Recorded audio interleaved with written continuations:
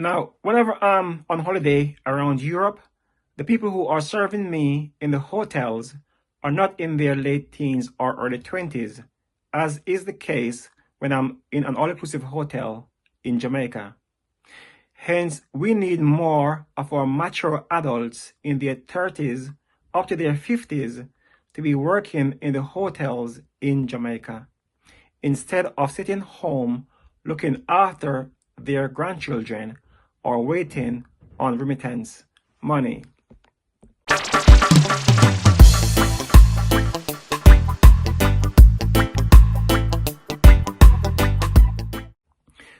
When I oftentimes mentioned that the tourism industry could be used to create mass employment in Jamaica, some people oftentimes said that it's a low-paid job and it's better to develop science and technology in Jamaica, etc. Some goes as far as saying that Jamaica should be making cars, smartphones, and computers to sell to the rest of the world. I oftentimes responded to the above Jamaica Hi Tech suggestions by saying that now is not the time for pipe dreams or wild imaginations. This is because Jamaica needs to use its current workforce as they are now. To build a country, we can't wait for the next generation before we start to build our infrastructures. We need to do it now. Without a proper foundation, everything else are pipe dreams. For example, Jamaica has got everyone excited about this Jamaica Hi Tech logistics hub for the past 10 to 15 years, but has gone quiet on the logistics hub over the past 2 years. Anyways, in 2023, Jamaica has slipped 27 places among the list of countries on the World Logistics Hub Index. This is what happens when one tries to build without proper foundation. They went backward, not forward. Like Jamaica has slid on 27 places on the logistics hub since they're boasting about being the 4th logistics node around the world.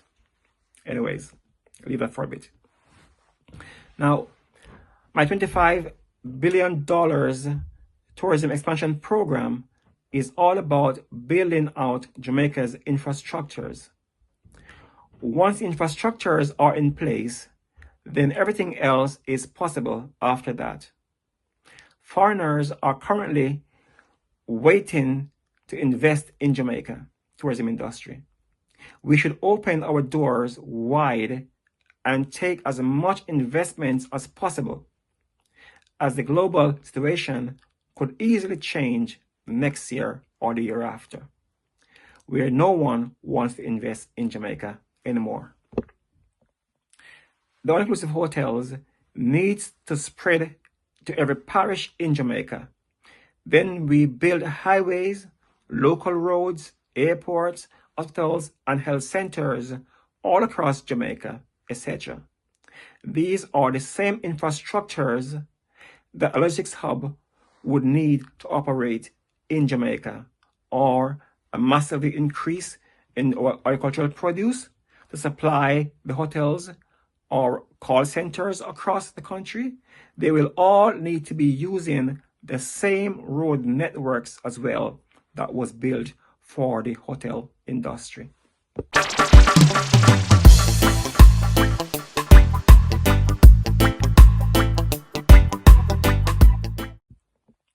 Also, all new roads in Jamaica need proper sidewalks.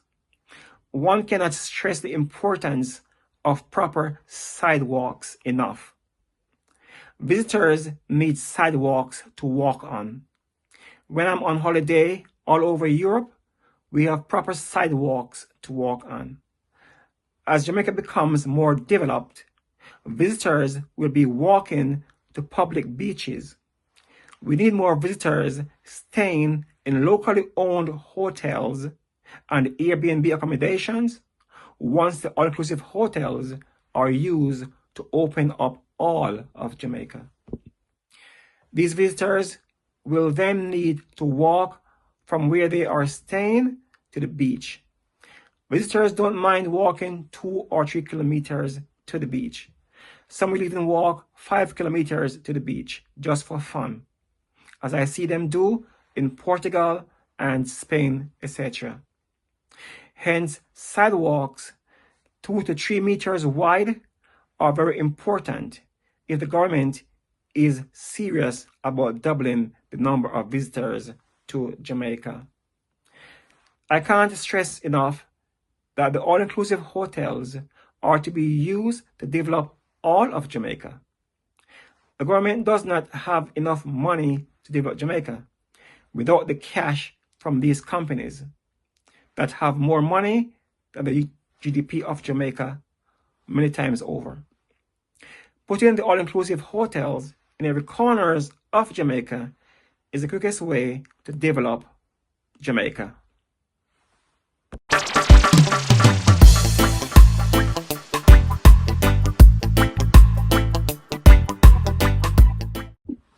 The two issues of a high-tech workforce versus a low-skilled workforce that can be used to build Jamaica are separate. We're talking about two different sets of people in Jamaica. That is 100,000 people that I'm referring to who could be working in the tourism industry are mature adults 22 years old and above. These people have up to 40 years before they reach retirement age. Most of these people have children or other responsibilities to take care of. They have very little chance of going back to college to gain a diploma or to learn a trade, etc.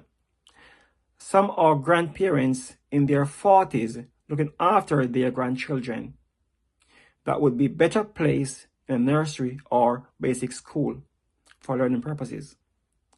Many of these adults are living day by day doing various forms of hustling or unsecured jobs to survive. A 40-year-old grandmother could be better off going to work for 20 years in the hotel industry rather than staying home looking after her grandchild. She could then contribute a fraction of her income to her grandchild nursery fees if she so desires. This could be best for both the child and the grandmother, as she will be building wealth to leave for her children and grandchildren by getting a house, etc. Hence, these are not the same people who would enter into tertiary education and be placed in a high-tech industries, etc. The government needs to focus on the next generations who are currently in school for their high-tech society. However, it is by putting the current low-skilled adults to work that will enable today's parents to feed and school their children properly.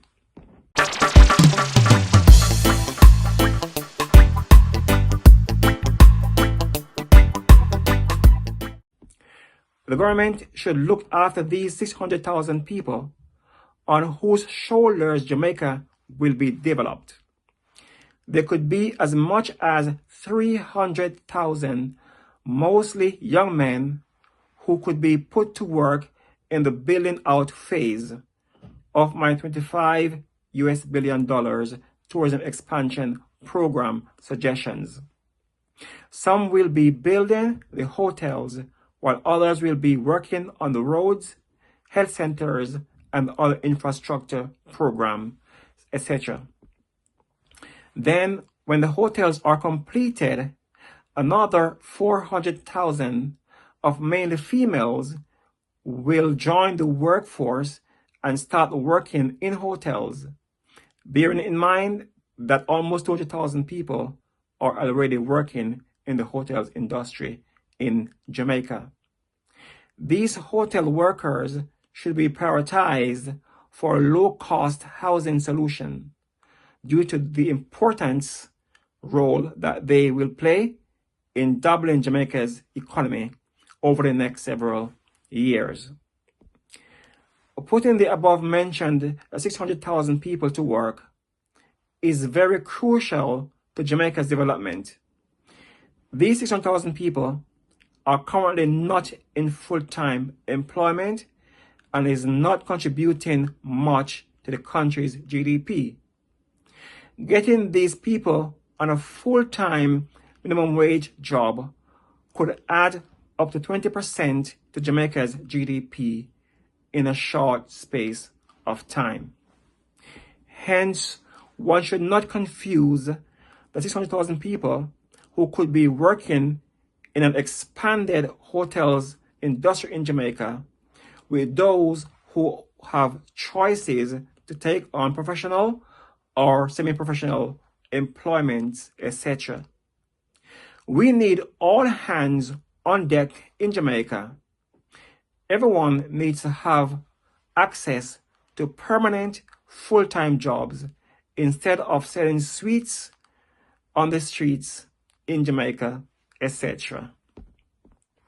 This is part 18 of my current theme. Look out for part 19. Thanks for watching this video. To support this channel, please click on the subscribe button, share this video, and leave your comments below. God bless you. God bless the Jamaican Parliament, and God bless Jamaica. Until my next video, peace.